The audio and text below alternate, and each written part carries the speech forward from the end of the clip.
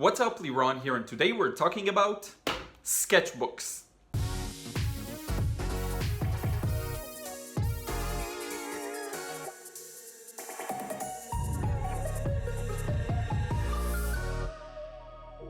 What's up, Liron here. Thank you for joining me in another video. And as I mentioned, today we're talking about sketchbooks. I have a pile here of my sketchbooks from the last 3 to 4 years now. I believe I finished about 16 sketchbooks. Some of them are not here, they're just around the room in different spots because I'm still working on some of them.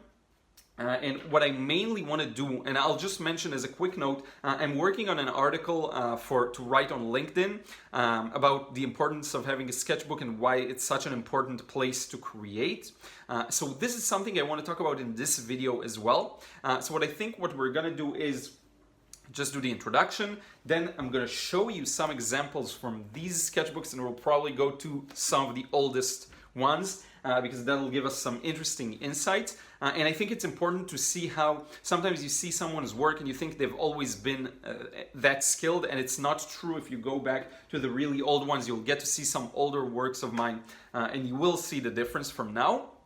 And after I'm going to show you some of these, tell you some of the interesting stories, I'll talk a bit about the actual benefits of having sketchbooks and why it's so important. So let's get started maybe with the very bottom one. So I took it out of the pile because it was so down there I had to cut the video.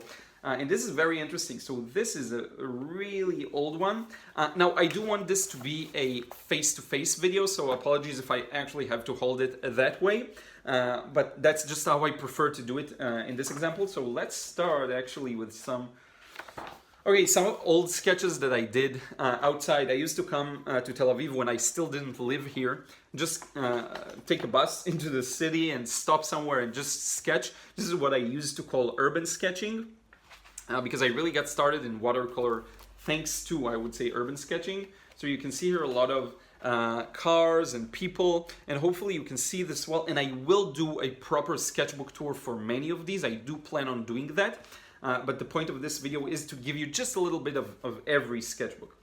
So you can see here, I have some notes down for myself, and if you got some of my books like the urban sketching book or even how to sketch for the beginners, one of my main books, I would say, then you may recognize some of the sketches here. Let me see if here there are some stages of a traffic light. I know the light is a little off, so sorry about that.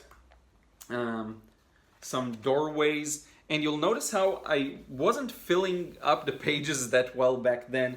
I would just do a sketch, and that's actually my perfectionism that stopped me from creating all over and much more freely. Today my sketchbooks look much more packed. Even the large ones.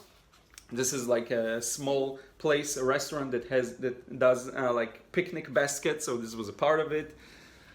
Some cars, and if you look very closely, you'll see that I did have the basic, drawing skills, but there's no way to compare that to what I do today. The work today has much more finesse and a much better finish. So this is one of the really old ones. Here's a scene. So composition was definitely not something I was good at back then. How to set up a scene interestingly and stuff like that. This is one of my very old sketchbooks. This one I really liked back in the day, especially this tree. There's a huge tree, and this is actually the shape that it has. It's so crooked, and it was very interesting, and I knew that I wanted to sketch it. So that's one of my oldest sketchbooks when I just decided I'm gonna get more serious about sketching outside and about art in general. So that's it. Now I'm gonna choose another one. Okay, so this I think you'll find really interesting. Some of you probably follow Peter Schiller here on YouTube. So when I got started in watercolor, and this is a sketchbook that's not really meant for watercolor. This is it. Hopefully you can see well.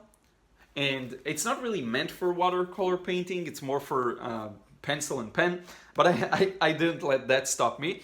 So I did work according to some of Peter Schiller's tutorials, and this is some of the result you can see here. This as well, I believe, is based on his tutorial, and he has a very distinct style that you probably can recognize. Let's see what else we have here. Lighthouse, he likes to paint lighthouses. I learned a lot from him on how to use the paint. This one got a lot of love, and I believe I also have a video of this on YouTube. Maybe, I'm not sure. So this is it in terms of this one. Oh yeah, this is a really interesting one because with this one I felt like I totally messed it up with the colors.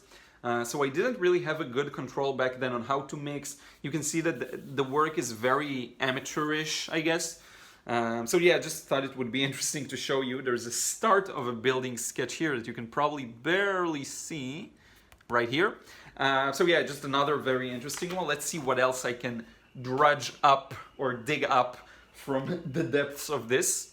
Okay, so here's another interesting one, and this is when I decided I'm going to practice sketching people. So this whole thing is dedicated mostly to sketching people. So you have the people and the time and day and kind of some interesting details, maybe if something interesting happened. People sitting at the benches. A lot of these small sketches.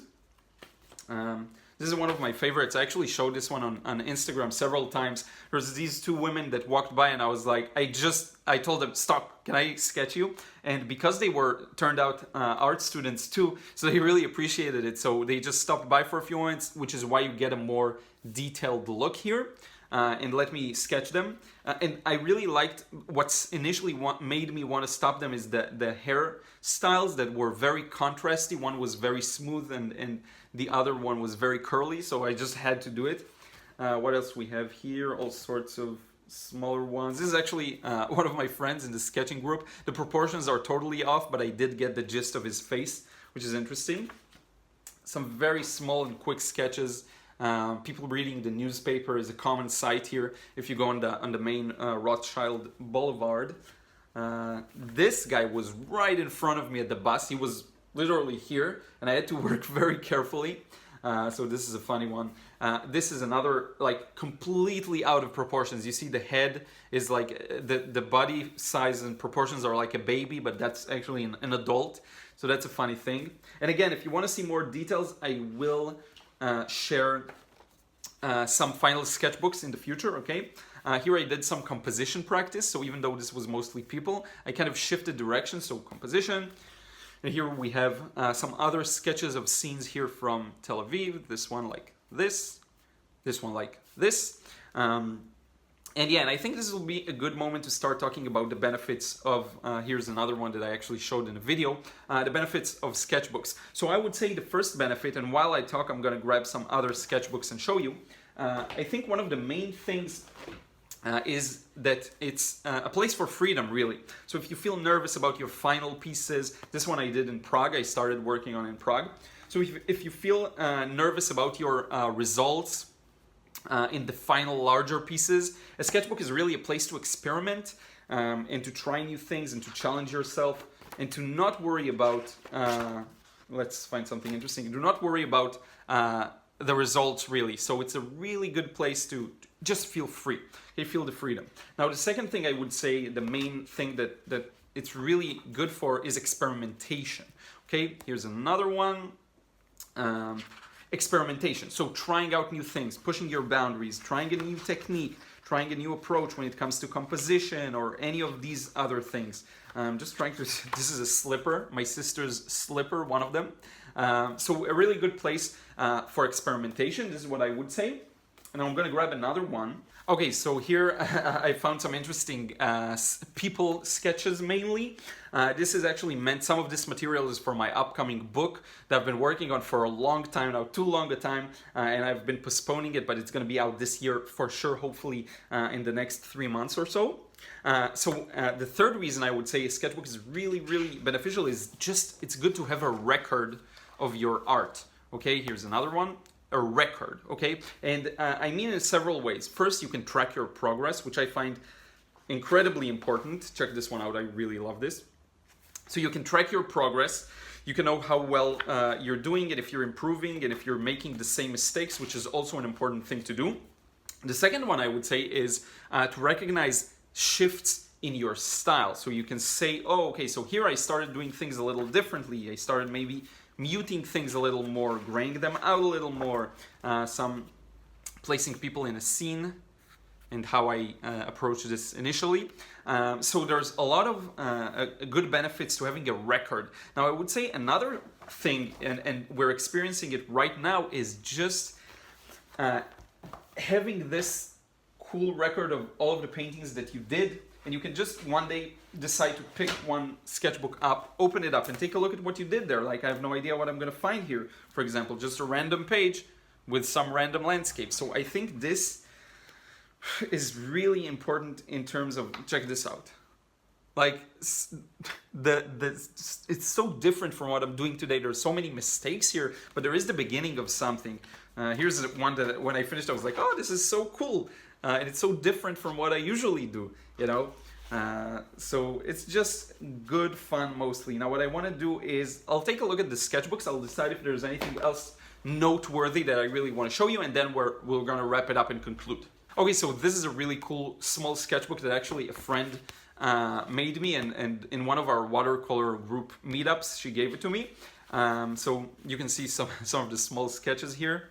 And I also did here some research and experimentation towards painting, this is really nice, towards painting a final piece that's very large and abstract, like you remember the cubes one, so I did some research using this sketchbook, some color studies, what colors I want to use, and how it's gonna look eventually, some notes for myself. This nighttime scene that was incredibly difficult because I never did anything like that before. So as you can see, there's so many stories behind these sketchbooks, and it's so fun to have these stories to tell. So what I want to do now, and I know this video has been a bit all over the place, I'm going to try and make something that actually makes sense out of it. I just want to conclude and go over everything we talked about. So first, the benefits of a sketchbook are freedom, so you can feel free to create in whatever way you want, to experiment, to try new things, and to be fearless, mainly, because I think when you work on a final piece, we tend to be a little more perfectionistic, a little more timid maybe, and this is a place to just let loose, because in that freedom and spontaneity there's always a lot of magic. That's one. The second thing I would say is experimentation, specifically. So if you want to get ready for a large piece, if you want to try out a few new things, if you want to just do exercises of how to build up composition, how to create a certain atmosphere, if you even want to use a different medium than you usually use, you can experiment. That's a good place to experiment. And the third reason I would say, the third huge benefit of a sketchbook is to have a record of all of your work, in addition to the final pieces. And that allows you to track your progress and to pay attention to how much you improved, or where you need to recognize recurring mistakes and recurring, I'd say, bad habits. The second one would be to recognize style shifts. So if your style changed a bit throughout the years, you can tell the point where you start doing something a little differently. And then you can ask yourself, is this how I want to do it? Or do I want to consciously work on changing it? Okay. And the third one, I actually have a note here, is it's just super cool to have all of your old work to look at. And it's so fun for me to just pick up, you know, one of them and take a look at it and spend 20 minutes going over everything. It's just so fun. And when you have so many of these, you can go back to them, and you'll always have something interesting to look at. Plus, I think it's a good kind of mini portfolio. So if someone comes to visit and you want to show them some of your work, you don't necessarily have to pull out all the huge large pieces. You can show them a sketchbook, and it's really fun. People love these kinds of things. And so these are very, very dear to me. So in any case, this is it for this video, and hopefully, again, it made sense. It wasn't too much all over the place. I will do a few separate, I feel like I tried to cram into this video a lot of things. So to talk about the sketchbooks, to show the sketchbooks, I promise I will do a proper sketchbook tour, probably for each and every sketchbook here. And I may consolidate two together, okay? One more thing I would say that I didn't talk about is that, consider it an extra tip, is having a sketchbook with you. It's portable, and it will encourage you to, if you have some spare time and you are waiting somewhere, it will encourage you to take it out and sketch a bit. So I would recommend having one with you in your backpack wherever you go. This is what I do usually. So if an opportunity shows itself to paint something interesting or to work on something interesting, you can actually do that, okay? So thank you so much for watching. Again, I hope you enjoyed this video. If you still haven't subscribed, don't forget to subscribe and hit the bell button to receive notifications of new videos. I'm posting 3 videos a week, and I know you don't have necessarily time to watch all 3, but at least that way you can save them for later and maybe watch them over the weekend or whenever you have some spare time. Okay? I want to really thank you. I appreciate you so much. and all of the views and likes and comments. It just means the world to me. I would really love to know in a comment below what you think, what you thought of this video. It really is important for me to read your feedback and I know a lot of people have been watching the videos and aren't necessarily commenting, so just know that I appreciate you too, and I know a lot of people just don't have time to comment and you just enjoy the videos, so I want to thank you as well, even if you're ghosting around the videos. I really appreciate it. And this is it. Yeah, this is all I have to say. I want to thank you, and I will see you again in another vid real soon.